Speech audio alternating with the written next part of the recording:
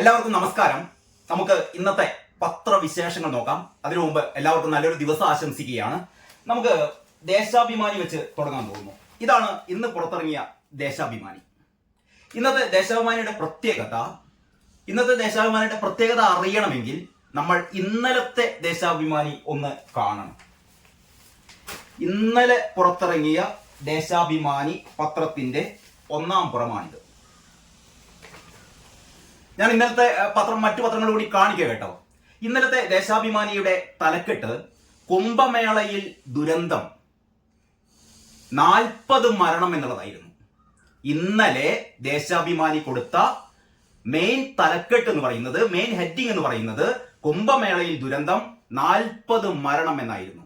ഇന്നലെ പുറത്തിറങ്ങിയ ദേശാഭിമാനി അല്ലാത്ത മലയാള പത്രങ്ങളൊന്നും 40 മരണം എന്നല്ല കൊടുത്തത്. നമുക്കൊന്ന് കാണാം. ഇന്നലെ പുറത്തിറങ്ങിയ ഇത് ഇന്നലത്തെ മാധ്യമമാണ്. മാധ്യമം പറയുന്നത് തിക്കിയെത്തിയ ദുരന്തം, മഹാകുംഭമേളക്കിടെ തിക്കും തിരക്കും 30 മരണം എന്നാണ് മാധ്യമം പോലും കൊടുത്തത്. ഞാൻ എന്തുകൊണ്ട് മാധ്യമം പോലും എന്ന് പറയുന്നത് എന്തുകൊണ്ടാണ് എന്ന് നിങ്ങൾക്ക് കുറച്ച് കഴിഞ്ഞാൽ മനസ്സിലാവും. അപ്പൊ മാധ്യമത്തിൽ ഇങ്ങനെയായിരുന്നു തലക്കെട്ട്. ഇനി മലയാള മനോരമ എടുക്കാം. മലയാള മനോരമയുടെ തലക്കെട്ട് എന്ന് പറയുന്നത് ഇതാ, കുംഭമേളയിൽ തിക്കും തിരക്കും 30 മരണം. മലയാള മനോരമക്കും ഇന്നലെ 30 മരണമാണ്. ഇത് ഇന്നത്തെ മാതൃഭൂമിയാണ്. കുംഭമേളക്കിടെ തിക്കും തിരക്കും 30 മരണം. മാതൃഭൂമിയിലും 30 മരണമാണ്. കേരളകൗമുദിയിൽ ആ വാർത്ത താഴെയാണ്. കുംഭമേളയിൽ തിക്കും തിരക്കും 30 മരണം, 60 പേർക്ക് പരിക്ക്. മാതൃഭൂമിക്ക് 30 മരണം, മനോരമക്ക് 30 മരണം, മാധ്യമത്തിനും 30 മരണം. പക്ഷെ നമ്മുടെ സഖാക്കന്മാരുടെ പത്രത്തിന് കുംഭമേളയിൽ ദുരന്തം 40 മരണം എന്നുള്ളതാണ്. ഇതാണ് ദേശാഭിമാനിയുടെ ദുഷ്ടലാക്ക് എന്ന് പറയുന്നത്. ദേശാഭിമാനി പത്രം എത്രമാത്രം ഹൈന്ദവ വിരുദ്ധമാണ് എന്ന് ദയവായി നിങ്ങളൊന്ന് മനസ്സിലാക്കണം. ഞാൻ പ്രധാനമായി ഇന്നത്തെ വീഡിയോ ചെയ്യുന്നത്, ഇന്നത്തെ പത്രവിശേഷത്തിന്റെ ഒരു 4-5 വീഡിയോയിൽ ആദ്യത്തെ വീഡിയോ ആണിത്. ഈ വീഡിയോയിൽ ഞാൻ പറയാൻ ഉദ്ദേശിക്കുന്നത് ദേശാഭിമാനി പത്രം എത്രമാത്രം ഹൈന്ദവ വിരുദ്ധമാണ്. എന്താണ് ദേശാഭിമാനിക്ക് ഹിന്ദുക്കളോട്, ഹൈന്ദവ വിശ്വാസികളോട് എന്തിനാണ് ഇത്രമാത്രം ദേഷ്യം? എനിക്ക് മനസ്സിലാകുന്നില്ല യഥാർത്ഥത്തിൽ. കാരണം കുംഭമേള നടക്കുകയാണ്. കുംഭമേള ഈ മാസം ഇന്ന് ജനുവരി 31 ആണല്ലോ. ജനുവരി മാസം 13-ാം തീയതിയാണ് കുംഭമേള ആരംഭിക്കുന്നത്. പ്രയാഗ്രാജിൽ 144 വർഷങ്ങൾക്ക് ശേഷം, അല്ലെങ്കിൽ ഓരോ 144 വർഷങ്ങൾക്ക് ശേഷവും നടക്കുന്ന ഹൈന്ദവരുടെ, അല്ലെങ്കിൽ പ്രത്യേകിച്ചും ഭാരതത്തിലെ ഹൈന്ദവരുടെ ഏറ്റവും വലിയ തീർത്ഥാടനമാണ് ഈ മഹാകുംഭമേള എന്ന് പറയുന്നത്. ലോകത്ത് തന്നെ ഇത്രമാത്രം വിശ്വാസികൾ ഒത്തുകൂടുന്ന മറ്റൊരു ആഘോഷം, മറ്റൊരു തീർത്ഥാടനം ഇല്ല എന്ന് തന്നെ നമുക്ക് പറയേണ്ടി വരും. കാരണം ഏതാണ്ട് ഒരു 40 കോടി 50 കോടിയോളം ആളുകൾ, 40 കോടിക്ക് പുറമെ ആളുകൾ അതായത് ജനുവരി മാസം 13-ാം തീയതി തുടങ്ങിയ കുംഭമേള അവസാനിക്കുന്നത് ഫെബ്രുവരി മാസം 26-ാം തീയതിയാണ്. ഫെബ്രുവരി മാസം 26-ന്, അടുത്ത മാസം 26-ന് എന്ന് പറഞ്ഞാൽ ഏതാണ്ട് ഒരു 1.5 മാസം നീണ്ടു നിൽക്കുന്ന ഈ മഹാകുംഭമേളയില് പ്രതിദിനം ഓരോ ദിവസവും ഏതാണ്ട് 1 കോടിയിലേറെ ആൾക്കാരാണ് അവിടെ എത്തിച്ചേരുന്നത്. യോഗി ആദിത്യനാഥ് എന്ന് പറയുന്ന UP-യിലെ മുഖ്യമന്ത്രി ഏറ്റവും അതീവ സുരക്ഷാ സന്നാഹങ്ങളോടെ, ഏറ്റവും വിപുലമായ സജ്ജീകരണങ്ങളോടെ നടത്തുന്ന, ലോകമാകെ ശ്രദ്ധിക്കുന്ന ഒരു മഹാസംഭവമാണ് ഈ മഹാകുംഭമേള എന്ന് പറയുന്നത്. പക്ഷെ നമ്മുടെ മലയാള പത്രങ്ങൾക്ക് അതൊരു വാർത്തയല്ല. കാരണം മലയാള പത്രങ്ങൾക്ക്, പ്രത്യേകിച്ച് ദേശാഭിമാനിക്ക്, എല്ലാ മലയാള പത്രങ്ങളെയും പറയുന്ന കൂട്ടത്തിൽ ദേശാഭിമാനിക്ക് ഒരു പ്രത്യേക താല്പര്യമുണ്ട്. കാരണം നിങ്ങൾ എന്തെങ്കിലും കുംഭമേളയുടെ ഒരു വാർത്ത ഇതേപോലെ ദേശാഭിമാനിയുടെ 1-ാം പേജിൽ കണ്ടിട്ടുണ്ടോ? ഇല്ല. ദേശാഭിമാനി 1-ാം പേജിലല്ല, ഒരു പേജിലും കൊടുക്കാറില്ല. എപ്പോഴെങ്കിലും എവിടെയെങ്കിലും ഉള്ളിൽ എന്റെ ഓർമ്മയിലില്ല, ഒരു പക്ഷേ ഉള്ളിലെടുക്കാൻ ചെറുതായിട്ട് കൊടുത്തിട്ടുണ്ടാകാം. പക്ഷേ ഇത് മറ്റേതെങ്കിലും ഒരു വിഭാഗത്തിൻ്റെതായിരുന്നെങ്കിൽ, മറ്റേതെങ്കിലും ഒരു മതവിഭാഗത്തിൻ്റെതായിരുന്നെങ്കിൽ, ഉദാഹരണം നമുക്ക് ഹജ്ജ് എടുക്കാം. ഓരോ വർഷവും നടക്കുന്ന ഹജ്ജ് തീർത്ഥാടന വാർത്തകൾ എങ്ങനെയാണ് ദേശാഭിമാനി കൊടുക്കാറുള്ളത്? നിങ്ങളൊന്ന് പരിശോധിച്ചാൽ മതി. ഹജ്ജ് തീർത്ഥാടനം, ഓരോ വർഷവും കൊടുക്കുന്ന ഹജ്ജ് തീർത്ഥാടനത്തിൽ പങ്കെടുക്കുന്ന തീർത്ഥാടകരുടെ എത്രയോ ഇരട്ടി കോടികൾ പങ്കെടുക്കുന്ന ഹൈന്ദവ വിശ്വാസികളുടെ വിവിധ സന്യാസി മഠങ്ങളിൽ നിന്നുള്ള, അവിടെ നടക്കുന്ന ആ തീർത്ഥാടനത്തിൽ, അവിടെ ആ പുണ്യനദിയിൽ ഒരു മുങ്ങി നിവരാൻ വേണ്ടിയിട്ട് പോകുന്ന കോടിക്കണക്കിന് ആളുകൾ. അങ്ങനെയുള്ള ഒരു തീർത്ഥാടന വാർത്ത ഒരിക്കലും നമ്മുടെ മനോരമ, മാതൃഭൂമി, എല്ലാ മലയാള പത്രങ്ങളും ഒരിക്കലും പ്രാധാന്യത്തിൽ കൊടുക്കാറില്ല. പക്ഷെ ഇന്നലെ ഒരു ദുരന്തം ഉണ്ടായപ്പോൾ ദേശാഭിമാനി എന്ന് പറയുന്ന കഴുകൻ കണ്ണുള്ള കഴുകന്മാർ നടത്തുന്ന പത്രം, അങ്ങനെ വേണം പറയാൻ, ഇതല്ലാതെ എന്താ പറയേണ്ടത്? 40 മരണം. ഇവർക്ക് എവിടെ നിന്നാണ് കിട്ടിയത് 40 മരണം? ഞാൻ ചോദിക്കട്ടെ, ഈ പത്രം തയ്യാറാക്കിയ കൊഞ്ഞാണന്മാരുണ്ടല്ലോ, ദേശാഭിമാനി സഖാക്കൾ, ഇവർക്ക് എവിടെ നിന്നാണ്? മനോരമക്ക് 30 മരണം, മാതൃഭൂമിക്ക് 30 മരണം, നമ്മുടെ കേരള കൗമുദിക്ക് 30 മരണം, മാധ്യമത്തിന് 30 മരണം. ഈ സഖാക്കന്മാരുടെ പത്രത്തിന് മാത്രം 40 മരണം. എന്നിട്ട് കൊടുക്കുകയാണല്ലോ. പ്രത്യേക ലേഖകന്റെ വാർത്തയാണ്, ഇയാൾ മാത്രമാണ് പോയി കണ്ടത് ഈ 40 മരണം എന്നുള്ളത്. എന്ന് പറഞ്ഞാൽ ദേശാഭിമാനി ആഗ്രഹിക്കുന്നു ഈ പ്രയാഗ്രാജിൽ നടക്കുന്ന കുംഭമേളയിൽ 1000ങ്ങൾ മരിക്കണം. ഇവരെന്നിട്ട് 40 മരണം, ഒരു 10 കൂടി കിടക്കട്ടെ. സാധാരണ വലിയ ദുരന്തങ്ങളൊക്കെ സംഭവിക്കുമ്പോൾ പിറ്റേന്ന് കാലത്താവുമ്പോഴത്തേക്ക് മരണസംഖ്യ കൂടാറുണ്ട്. ഞാൻ അതുകൊണ്ടാണ് നിങ്ങൾക്ക് ഇന്നത്തെ പത്രം ആദ്യം കാണിച്ചത്. ഒരുപക്ഷെ ഇന്നലത്തെ 30-നേക്കാൾ കൂടുതൽ 31 ആയിരുന്നെങ്കിൽ ഇന്ന് ദേശാഭിമാനി വാർത്ത കൊടുക്കുമായിരുന്നു. പക്ഷെ ദേശാഭിമാനി കൊടുക്കാൻ പറ്റില്ല, കാരണം 40 എന്ന് ഇന്നലെ പറഞ്ഞിട്ടുണ്ടല്ലോ. ദേശാഭിമാനി കരുതിയത് ഇന്നലെ 40 പറഞ്ഞപ്പോ 40 കിടക്കട്ടെ, ഇന്നാവുമ്പോഴത്തേക്ക് 40, 50, 60 ഒക്കെ ആവും. അപ്പോൾ കാരണം ഈ ഹൈന്ദവരെ കുത്തുക, ഇതെനിക്ക് തോന്നുന്നത് എന്ന് തുടങ്ങിയതാണ് എന്ന് പത്രം വായിക്കുന്നവരൊന്ന് ആലോചിച്ച് നോക്കിയാൽ മതി. കേന്ദ്രത്തിൽ നരേന്ദ്രമോദി എന്ന അധികാരത്തിൽ കയറിയോ, കേന്ദ്രത്തിൽ BJP എന്ന അധികാരത്തിൽ കയറിയോ അന്ന് മുതൽ ദേശാഭിമാനി ഉൾപ്പെടെയുള്ള മാധ്യമങ്ങൾക്ക് BJP എന്ന് പറയുന്നത് ഇവിടുത്തെ ഹൈന്ദവരാണ്. ഹൈന്ദവർ അമ്പലത്തിൽ പോകാൻ പാടില്ല, ഹൈന്ദവർ കുറി തൊടാൻ പാടില്ല, ഹൈന്ദവർ ആചാരാനുഷ്ഠാനങ്ങളെ നടത്താൻ പാടില്ല, ഹൈന്ദവർ മഹാകുംഭമേള നടത്താൻ പാടില്ല. ഇതൊക്കെ അട്ടിമറിക്കാൻ വേണ്ടി, ഇതൊക്കെ എങ്ങനെ അട്ടിമറിക്കണമെന്ന് ആഗ്രഹിക്കുന്ന പത്രങ്ങൾക്ക് ഏറ്റവും വലിയ ഉദാഹരണം. അപ്പൊ ഞാൻ നോക്കിയപ്പോ ഇന്നത്തെ 1-ാം പേജിൽ, ദേശാഭിമാനിയുടെ 1-ാം പേജിൽ വാർത്തയേ ഇല്ല. 1-ാം പേജിൽ ഉള്ളിലുണ്ട്, ഞാൻ അതിലേക്ക് കടക്കാം. അപ്പൊ ഇന്നലത്തെ ഈ 40 എന്ന് പറയുന്ന മരണം ഇവർ പറയുന്നത് ഉത്തർപ്രദേശിലെ പ്രയാഗ്രാജിൽ മഹാകുംഭമേളക്കിടെ അധികൃതരുടെ അനാസ്ഥ വരുത്തിവെച്ച തിക്കിലും തിരക്കിലും. ആദ്യം തന്നെ ദേശാഭിമാനി വിധി എഴുതി, അധികൃതരുടെ അനാസ്ഥ വരുത്തിവെച്ച എന്ന് പറഞ്ഞാൽ അവിടെ ഭരിക്കുന്നത് യോഗി ആദിത്യനാഥാണല്ലോ. യോഗി ആദിത്യനാഥ് എന്ന് പറഞ്ഞാൽ തന്നെ ഈ സഖാക്കന്മാർക്ക് കുരുപൊട്ടും. കാരണം യോഗി ആദിത്യനാഥിന്റെ അടുത്തെത്താനുള്ള മഹാത്മ്യമൊന്നും ഇവർക്കില്ല. അപ്പൊ അവിടെ എന്താണ് അധികൃതരുടെ അനാസ്ഥ എന്ന് പറഞ്ഞാൽ യോഗി ആദിത്യനാഥിന്റെ അനാസ്ഥയാണ് അത്ര കാരണം. തിക്കിലും തിരക്കിലും പെട്ട് നിരവധി പേർ മരിച്ചു. ആദ്യം തന്നെ ഫസ്റ്റ് ഇൻട്രോ അതാണ്, നിരവധി പേർ മരിച്ചു എന്നിട്ട് പറയാണ് 40 പേർക്കെങ്കിലും ജീവൻ നഷ്ടപ്പെട്ടു എന്ന് പ്രാദേശിക മാധ്യമങ്ങൾ റിപ്പോർട്ട് ചെയ്തു. മറ്റാർക്കും കിട്ടാത്തത്. ഞാൻ ഇന്നലെ അത് കഴിഞ്ഞിട്ട് എല്ലാ ദേശീയ മാധ്യമങ്ങളും നോക്കി, എവിടെയെങ്കിലും 30-ൽ കൂടുതൽ പറഞ്ഞിട്ടുണ്ടോ? ഒരു ദേശീയ മാധ്യമവും, ഇന്ത്യയിലെ ഒരു മാധ്യമവും ഇന്നലെ 30-ൽ കൂടുതൽ പേർ മരിച്ചു എന്ന് ആരും റിപ്പോർട്ട് ചെയ്തിട്ടില്ല. ഈ ഏക പത്രം, ഈ തെമ്മാടികളുടെ പത്രം എന്ന് തന്നെ പറയട്ടെ, ഈ പത്രം മാത്രമാണ്. എന്നിട്ടും ഒരു എളുപ്പമില്ലാതെ ഹൈന്ദവ വിശ്വാസികളായ സഖാക്കൾ ഈ പത്രം നെഞ്ചോട് ചേർക്കുന്നു, ഇൻകുലാബ് വിളിക്കുന്നു. ഇവരെയൊക്കെയാണ് തെരണ്ടിവാലെടുത്ത് തല്ലേണ്ടത്. സ്വന്തം വിശ്വാസങ്ങളെ, സ്വന്തം സമൂഹത്തിന്റെ, സ്വന്തം മതത്തിന്റെ ഇത്രയും വലിയ ഒരു വിശ്വാസത്തെ അട്ടിമറിക്കാൻ വേണ്ടിയിട്ട് ഇല്ലാത്ത വാർത്ത. 30 പേർ മരിച്ച ആ ദാരുണമായ സംഭവം, അത് കഴുകൻ കണ്ണുകളോടെ ഇവരെയൊക്കെ മാപ്രകൾ എന്ന് കഴിഞ്ഞ ദിവസം ഏതൊരു സോഷ്യൽ മീഡിയ പ്ലാറ്റ്ഫോം കണ്ടു, ശപ്രകൾ എന്ന് വിളിക്കുന്ന പറയുന്നത്, ശവം തിന്നുന്ന മാധ്യമ പ്രവർത്തകർ. ദേശാഭിമാനി എന്ന് പറയുന്ന ശവം തിന്നുന്ന മാധ്യമ പ്രവർത്തകർ ശപ്രകൾ. ദേശാഭിമാനി സാധാരണ സഖാക്കൾ, മറ്റു പത്രങ്ങളിലെ പ്രവർത്തകരൊക്കെ മാപ്രകൾ എന്നാണല്ലോ. മാപ്ര എന്ന് പറയുന്ന ടേം തന്നെ ഉണ്ടാക്കിയത് സഖാക്കന്മാരാണ്. ഈ സഖാക്കന്മാർ നടത്തുന്ന ഈ പത്രം നടത്തുന്നത് മാപ്രകളല്ല, ശപ്രകളാണ് എന്ന് ഇന്നലെ ഒരു സോഷ്യൽ മീഡിയ പ്ലാറ്റ്ഫോമിൽ പറഞ്ഞത് ഞാൻ ആവർത്തിക്കുകയാണ്, ഞാൻ കടമെടുക്കുകയാണ്. ശവം തിന്നുന്ന പത്രപ്രവർത്തകർ, ഇല്ലാത്ത മരണം. 30 പേർ മരിച്ചിട്ടും അത് 40 പെരുപ്പിക്കുന്ന ദേശാഭിമാനിയുടെ പച്ച നുണ, അതായിരുന്നു ഇന്നലെ നാം കണ്ടത്. ഇന്ന് അത് അവിടെ കിടക്കട്ടെ, നമുക്ക് ഇന്നത്തെ പത്രം എടുക്കാം. ഇന്നത്തെ ദേശാഭിമാനിയിലെ 1-ാം പേജ്. അപ്പൊ വാർത്തയില്ല. അത് കഴിഞ്ഞിട്ട് ഉള്ളിലെ പത്രം നോക്കി, എവിടെയാണ് ആ വാർത്ത? ബാക്കി എന്തായാലും അതിന്റെ ഒരു ഫോളോ അപ്പ് കാണല്ലോ. അതാ 7-ാം പേജ്. ദേശാഭിമാനി പത്രത്തിന്റെ 7-ാം പേജിൽ കരയുന്ന ഒരു സ്ത്രീയുടെ പടമടക്കം. ഹെഡിങ് നോക്കൂ, പ്രതിക്കൂട്ടിൽ ആദിത്യനാഥ്. പ്രതിക്കൂട്ടിൽ ഇന്നലെ കുംഭമേള, അതായത് കഴിഞ്ഞ ദിവസം ഇന്നലെ ഇറങ്ങിയ പത്രത്തിൽ 30 പേർ മരിച്ച പ്രയാഗ്രാജിലെ ആ മൗനി അമാവാസി എന്ന് പറയുന്ന ആ ദിവസം, ഇന്നലെ മെനയാന്ന് ഈ ദുരന്തമുണ്ടായ ദിവസം. സാധാരണ 1 കോടി 1.5 കോടി ആൾക്കാരാണ് പ്രയാഗ്രാജിൽ എത്തുക.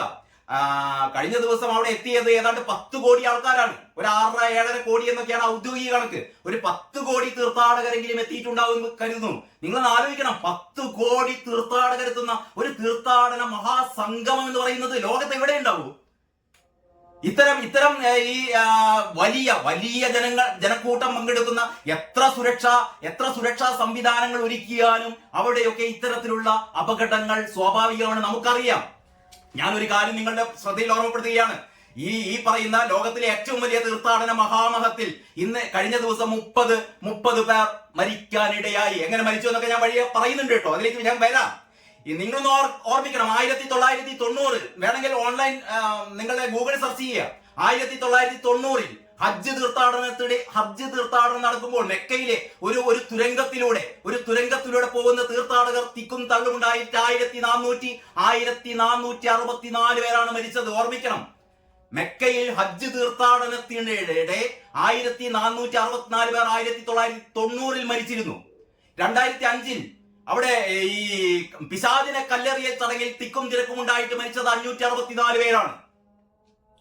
അന്നൊന്നും ഈ വാർത്ത കൊടുക്കുമ്പോഴൊന്നും ഇത് സൗദി രാജാവിന്റെ എന്താ പറയാ അനാസ്ഥയാണ് എന്നോ സൗദി ഭരണകൂടത്തിന്റെ അനാസ്ഥയാണ് എന്നൊന്നും ഈ പറയുന്ന ശപ്രകൾ എഴുതിയിട്ടില്ല. പക്ഷെ ഇന്ന് എഴുതി നോക്കൂ, പ്രതിക്കൂട്ടിൽ ആദിത്യനാഥ്, അതായത് ഈ മഹാസംഗമ വേദിയിൽ 30 പേർ മരണമടഞ്ഞ ആ സംഭവത്തിന് ദേശാഭിമാനി പറയാണ് പ്രതിക്കൂട്ടിൽ ആദിത്യനാഥ് യോഗി ആദിത്യനാഥ് ആണത്രേ പ്രതിക്കൂട്ടിൽ. അപ്പോൾ ഇവർക്ക് ഇത്തരത്തിലുള്ള ഹജ്ജ് തീർത്ഥാടനത്തിൽ ഇതിന്റെ എത്രയോ ഇരട്ടി ആൾക്കാർ മരിച്ചാൽ അതിന്റെ പ്രതി സൗദി രാജാവാണെന്ന് പറയില്ല, സൗദി ഭരണകൂടമാണെന്ന് പറയില്ല, സൗദി അറേബ്യ ആണെന്ന് പറയില്ല. പറയാൻ നാവ് പൊങ്ങില്ല, പേൻ എടുക്കാൻ പൊങ്ങില്ല, കീബോർഡിൽ ടൈപ്പ് ചെയ്യാൻ പറ്റില്ല. പേടിയാണ് ഇവർക്ക്, പേടിയാണ്. ഹൈന്ദവരുടെ നേരെ എന്ത് തെമ്മാടിത്തവും ഹൈന്ദവർക്ക് നേരെ നടത്താം. കാരണം മണ്ടന്മാരാണ്, ഹൈന്ദവ ജനത എന്ന് പറയുന്ന മണ്ടന്മാരാണ്. ഇത് എഴുതിയ പത്രം പിന്നെയും തൊക്കിൽ പിടിച്ച് ഡയറിക്കുള്ളിൽ വെച്ച് കൊണ്ടു നടക്കും ഞങ്ങളുടെ സഖാക്കന്മാരുടെ പത്രം എന്നുള്ളത്. എന്താ പറയാ, ഇത് 7,000 പോലും അടുപ്പിക്കാൻ പറ്റാത്ത ഈ വൃത്തികെട്ട പത്രം യോഗി ആദിത്യനാഥാണ് അത്രേ പ്രതിക്കൂട്ടിൽ ഇന്നത്തെ പത്രത്തിൽ പറയുകയാണ്. എന്നിട്ട് വാർത്ത എങ്ങനെയാണ്? കുന്നുകുന്നായി കിടക്കുന്ന വസ്ത്രങ്ങളും ചെരുപ്പുകളും മണ്ണുമാന്തി ഉപയോഗിച്ച് നീക്കി അത്രേ. കുന്നുകുന്നായി കിടക്കുന്ന വസ്ത്രങ്ങളും ചെരുപ്പുകളും ഉറ്റവരെ തേടി 100 കണക്കിന് ആളുകൾ. ഒരു വാർത്ത എങ്ങനെ പൊലിപ്പിക്കാം, എങ്ങനെ ഹൈന്ദവ വിശ്വാസത്തെ കുത്തി നോവിക്കാം. ഇതൊക്കെ വായിക്കുമ്പോൾ ഇവരുടെ വിചാരം എന്ന് പറഞ്ഞാൽ മറ്റേ വിഭാഗത്തിന്റെ വോട്ട് കൊണ്ട് പോരുന്നാണ്.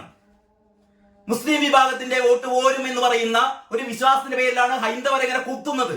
ഓരോ കുത്തലിനും ഹൈന്ദവന്റെ നെഞ്ചത്ത് ഓരോ കുത്തുമ്പോൾ ഈ മുസ്ലിം മതവിശ്വാസികൾ ഒന്നാകെ ഞങ്ങളുടെ വോട്ട് പെട്ടിയിൽ കുത്തുമെന്ന് പറയുന്ന ഇവരുടെ ഒരു മൂഢവിശ്വാസം, അത് തെറ്റാണ് എന്ന് ഈ തെരഞ്ഞെടുപ്പുകൾ ഓരോന്നും തെളിയിച്ചിട്ടും ഈ ശപ്രകൾക്ക് അത് മനസ്സിലാകുന്നില്ല.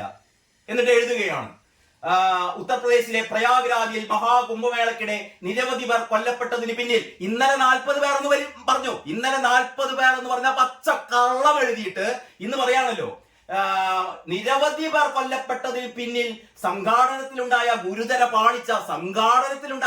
പാളിച്ചയാണത്രേ.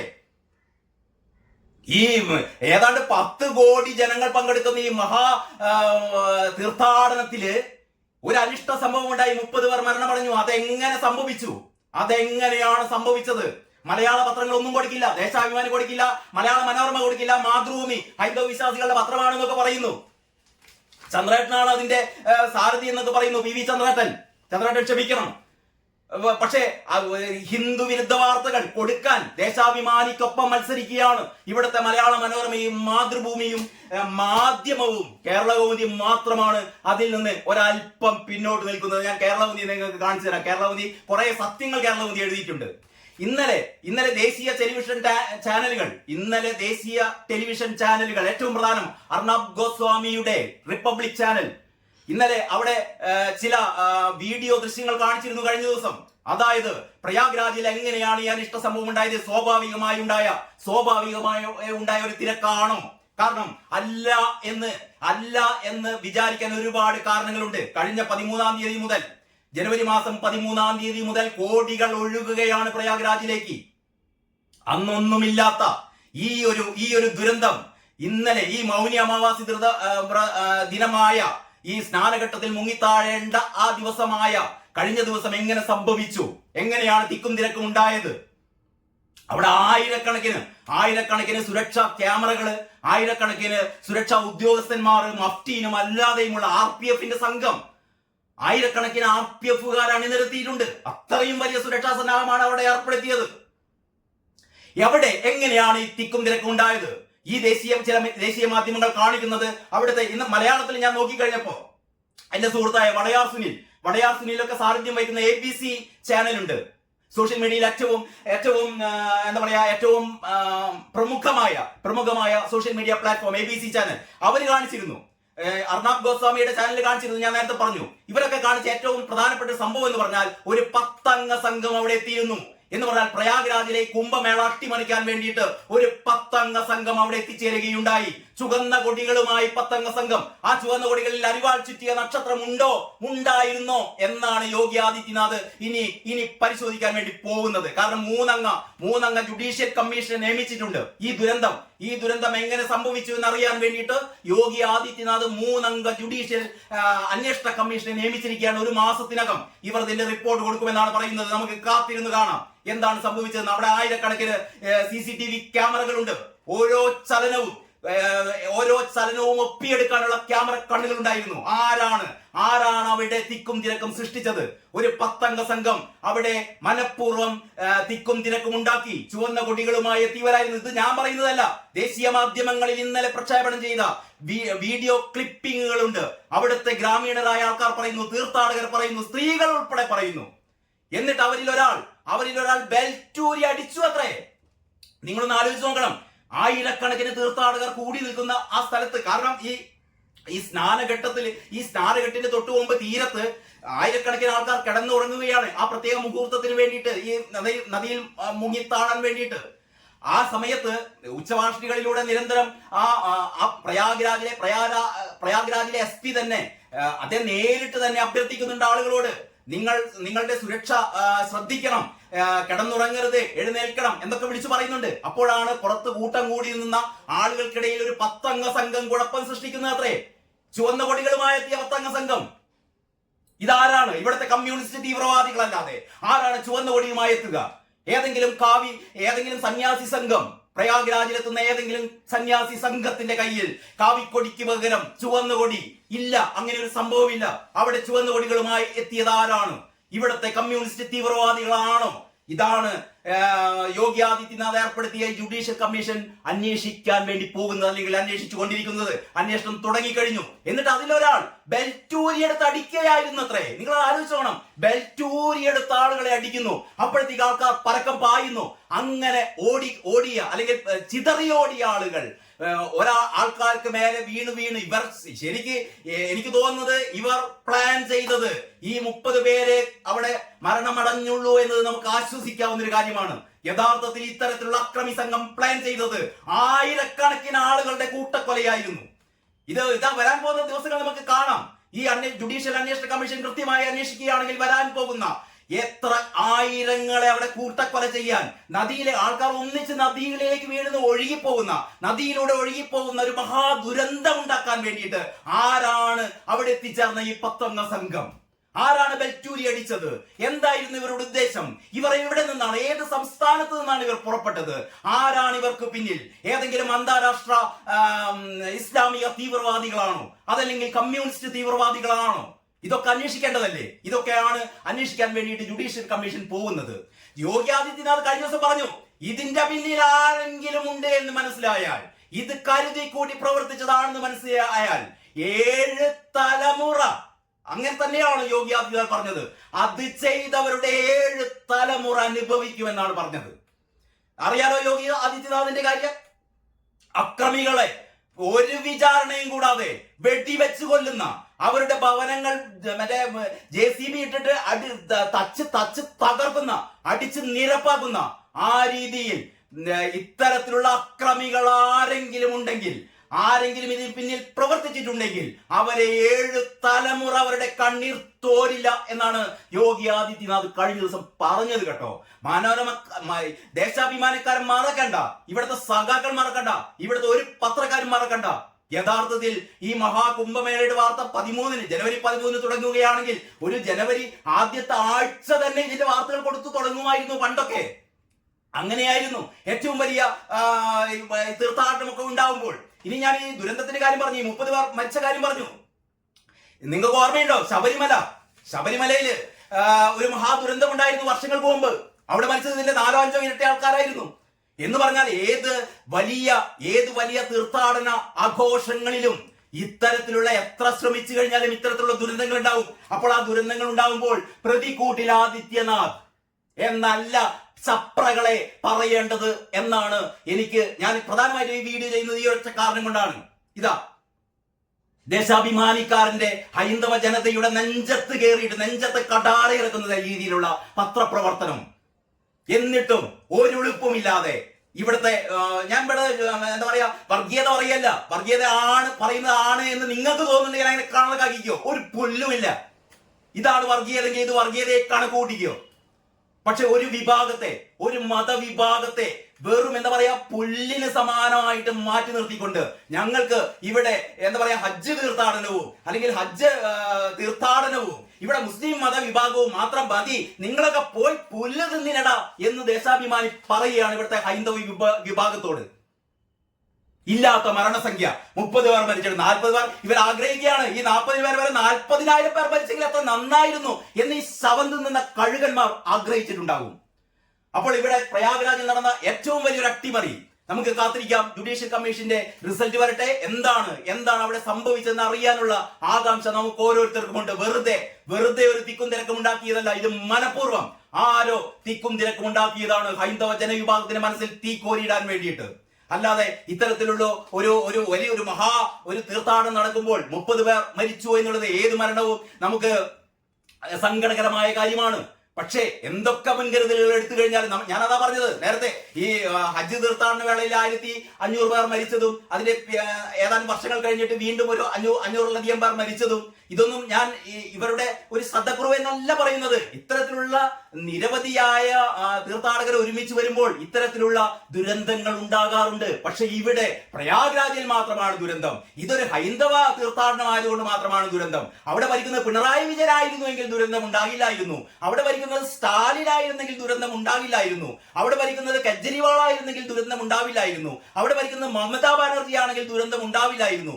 ഇത് നരേന്ദ്രമോദിയും അതല്ലെങ്കിൽ യോഗി ആദിത്യനാഥും ഒക്കെയാണ് ഭരിക്കുന്നത് എന്നുള്ളത് കൊണ്ട് അവിടെ ദുരന്തമുണ്ടായി. അതിനുള്ള പ്രതികൂട്ടിൽ ആദിത്യനാഥാണെന്ന് ഒരു എളുപ്പം മാനമില്ലാതെ തലക്കെട്ട് കൊടുക്കുന്ന ഈ രീതിയിലുള്ള പത്രപ്രവർത്തനം. ഇനി ഇന്നിറങ്ങിയ മറ്റ് പത്രങ്ങൾ ഇന്നലെ കേരള കൗമുദി മാത്രമാണ് ഒരല്പമെങ്കിലും, കാരണം കുംഭമേളയിൽ തിക്കും തിരക്കും 30 മരണം 60 പേർക്ക് പരിക്ക് ആഘോഷിക്കാതെ വാർത്ത കൊടുത്ത ഏക പത്രം കേരള കൗമുദി മാത്രമാണ്. അതുകൊണ്ട് തന്നെ കേരള കൗമുദിയുടെ ഇന്ന് കേരള കൗമുദി മലയാള മനോരമയിലൊന്നും അതിന്റെ ബാക്കി ഇന്നത്തെ മലയാള മനോരമയാണ്. ഇന്നത്തെ മലയാള മനോരമയിലൊന്നും അതിന്റെ ഒരു തുടർച്ച എന്നുള്ള രീതിയിൽ 30 മരണത്തെക്കാൾ കൂടുതൽ മരണം സംഭവിച്ചോ എന്നുള്ള കാര്യങ്ങളൊന്നും ഇന്നത്തെ മലയാള മനോരമയിൽ പ്രധാനപ്പെട്ട പേജുകളിലൊന്നും കാണാനില്ല. മാതൃഭൂമി കൊടുത്തിട്ടേ ഇല്ല. വേദന മാധ്യമത്തിന് മാത്രമാണ്. മാധ്യമം ദേശാഭിമാനിയെ പോലെ തന്നെ ഒരു ഹൈന്ദവ വിരുദ്ധ നയമുള്ള പത്രമാണല്ലോ. മാധ്യമത്തിന്റെ 7-ാം പേജിൽ മഹാകുംഭമേളക്കിടെ ദുരന്തം, മരണം എത്ര എന്നാണ് മാധ്യമം ചോദിക്കുന്നത്. മഹാകുംഭമേളക്കിടെ ദുരന്തം, മരണം എത്ര? 30 എന്ന് ആവർത്തിച്ച് UP സർക്കാർ.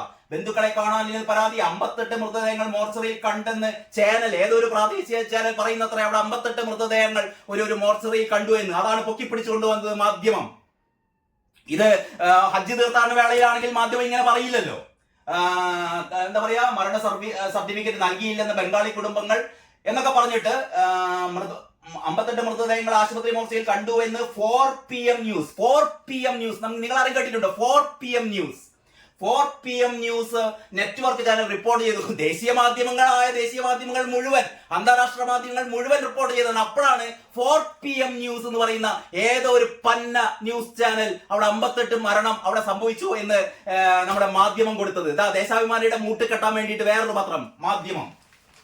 ഞാൻ മാധ്യമത്തെ ഇങ്ങനെയൊക്കെ കുറ്റപ്പെടുത്തുകയാണെങ്കിലും മാധ്യമവും വാർത്തകൾ സമഗ്രമായി കൊടുക്കുന്ന പത്രം തന്നെയാണ്. ഇവർക്ക് ഇവരുടെ അജണ്ടകളുടെ ഭാഗമായിട്ട്, ഇവരുടെ ഒരു മുസ്ലിം പ്രീണന അജണ്ടയുടെ ഭാഗമായിട്ട് ഇങ്ങനെ പറയുന്നു എന്ന് മാത്രമേ ഉള്ളൂ. അതുകൊണ്ട് ദേശാഭിമാനിയെ കല്ലെറിയുന്ന പോലെ മാധ്യമത്തെ കല്ലെറിയേണ്ട. കാരണം ഇവർ ആദ്യം തന്നെ ഞങ്ങളുടെ നയം പ്രഖ്യാപിച്ചതാണ്. ദേശാഭിമാനി അങ്ങനെയല്ലല്ലോ. ഇതാ ഇന്നത്തെ കേരളകൗമുദി പത്രമാണ്. ഇന്നത്തെ കേരളകൗമുദി പത്രത്തില് ഈ വാർത്തയല്ല, കേരളകൗമുദിയുടെ എഡിറ്റോറിയലാണ് വായിക്കേണ്ടത്. കേരളകൗമുദിയുടെ എഡിറ്റോറിയലിൽ കുംഭമേളയ്ക്ക് കരിനിഴൽ പടർത്തിയ ദുരന്തം എന്നൊരു എഡിറ്റോറിയലാണ് കേരളകൗമുദിയുടെ രണ്ടാമത്തെ എഡിറ്റോറിയൽ. കുംഭമേളയ്ക്ക് കരിനിഴൽ പടർത്തിയ ദുരന്തം. അതില് കേരളകൗമുദി വളരെ വ്യക്തമായിട്ട് പറയുന്നു, ചരിത്രത്തിലേക്ക് തിരിഞ്ഞു നോക്കുമ്പോൾ ഇതുപോലുള്ള തീർത്ഥാടക സംഗമങ്ങളിൽ അനേകം പേരുടെ ജീവനെടുത്ത വലിയ ദുരന്തങ്ങൾ ധാരാളം നടന്നിട്ടുള്ളതായി കാണാം. ഇതാദ്യമായിട്ടല്ല, ഇതൊരു ചെറിയ ദുരന്തമാണ് കമ്പയർ ചെയ്യുമ്പോൾ. കുംഭമേളയിൽ തന്നെ നൂറ്റാണ്ടിന് മുമ്പ് 800-ലധികം പേർ തിരക്കിൽപ്പെട്ട് മരണമടഞ്ഞ സംഭവം ഉണ്ടായിട്ടുണ്ട്. വിവിധ സംസ്ഥാനങ്ങളിൽ തീർത്ഥാടനവുമായി ബന്ധപ്പെട്ടുണ്ടായ തിക്കിലും തിരക്കിലും ആയിരക്കണക്കിന് ആളുകളുടെ ജീവൻ നഷ്ടപ്പെട്ടിട്ടുണ്ട്. നമ്മുടെ സംസ്ഥാനത്ത് 2011 ശബരിമലയിലെ പുല്ലുമേട്ടിൽ മകരജ്യോതി ദർശിക്കാൻ തടിച്ചുകൂടിയവർക്കിടയിലുണ്ടായ തിരക്കിൽ 104 പേർക്കാണ് മരണം സംഭവിച്ചത്. അപ്പോൾ ഈ മകരജ്യോതി കാണാൻ ഉണ്ടായ തിക്കിലും തിരക്കിലും ഇടയിൽ 104 പേർ കേരളത്തിൽ തന്നെ മരിച്ചിരുന്നു കേട്ടോ. കാരണം ഓർമ്മകൾ വേണം. ഇനി ഭക്തരുടെ വൻ സംഗമങ്ങൾ ഉണ്ടാകുന്നിടത്തെല്ലാം പഴുതടച്ച സുരക്ഷാ സന്നാഹങ്ങളുടെ ആവശ്യമാണ് ഇത്തരം ദുരന്തങ്ങൾ ഓർമ്മിപ്പിക്കുന്നത്. മഹാകുംഭമേള മഹാസംഭവമാക്കാൻ അഹോരാത്രം പാടുപെടുന്ന UP സർക്കാരും ലക്ഷക്കണക്കിന് ഉദ്യോഗസ്ഥരും ചൊവ്വാഴ്ച വരെ കാര്യങ്ങൾ അതീവ കാര്യക്ഷമതയോടെ കൊണ്ടുപോയതാണ്.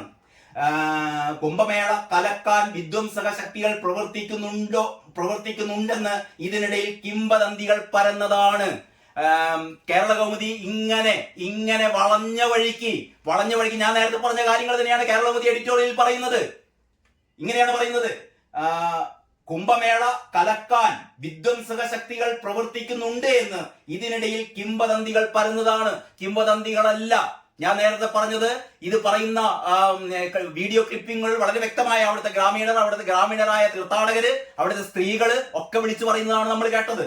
ഏതായാലും കുംഭമേളയ്ക്ക് കരിനിഴൽ വീഴ്ത്തി മൗനി അമാവാസി പുണ്യദിനത്തിൽ തന്നെ ദുരന്തമുണ്ടാവുകയും ചെയ്തു. എന്താണ് അന്ന് പ്രയാഗ്രാജിലെ തീർത്ഥഘട്ടത്തിൽ യഥാർത്ഥത്തിൽ സംഭവിച്ചതെന്നറിയാൻ ജുഡീഷ്യൽ കമ്മീഷന്റെ അന്വേഷണം പൂർത്തിയാകും വരെ കാത്തിരിക്കണം. കേരളകൗമുദിയും പറയുന്നു, എന്താണ് യഥാർത്ഥത്തിൽ അവിടെ സംഭവിച്ചത് എന്നറിയാൻ ജുഡീഷ്യൽ കമ്മീഷന്റെ അന്വേഷണം വരെ കാത്തിരിക്കണമെന്ന് ചങ്കുറപ്പോടെ കേരളകൗമുദി പറയുന്നു. മറ്റൊരു പത്രവും പറയുന്നില്ല. കേരളകൗമുദിക്കും അറിയാം അവിടെ എന്തോ സംഭവിച്ചിട്ടുണ്ട്, അവിടെ എന്തോ തരത്തിലുള്ള ഒരു വിധ്വംസക പ്രവർത്തനം അവിടെ സംഭവിച്ചിട്ടുണ്ട് എന്ന് ഈ കേരളകൗമുദിയുടെ എഡിറ്റോറിയലിൽ കേരളകൗമുദി പറഞ്ഞു വെക്കുന്നുണ്ട്. ഏറ്റവും അവസാനമായി കൺക്ലൂഡ് ചെയ്യുന്നത് ഇങ്ങനെയാണ്: 1 മാസത്തിനകം റിപ്പോർട്ട് സമർപ്പിക്കണമെന്നാണ് കമ്മീഷൻ നൽകിയിട്ടുള്ള നിർദ്ദേശം. അപ്പോൾ 1 മാസത്തിനകം തന്നെ ആ റിപ്പോർട്ട് പുറത്തു വരുമെന്ന് പ്രതീക്ഷിക്കാം. അങ്ങനെ പുറത്തു വന്നു കഴിഞ്ഞാൽ എന്തൊക്കെയാണ് സംഭവിക്കാൻ പോകുന്നത് എന്ന് നമുക്ക് കാത്തിരുന്ന് കാണാം. ബാക്കിയുള്ള വിശേഷങ്ങൾ നമുക്ക് അടുത്ത വീഡിയോയിൽ കാണാം. ഏതായാലും എല്ലാവർക്കും നന്ദി, നമസ്കാരം.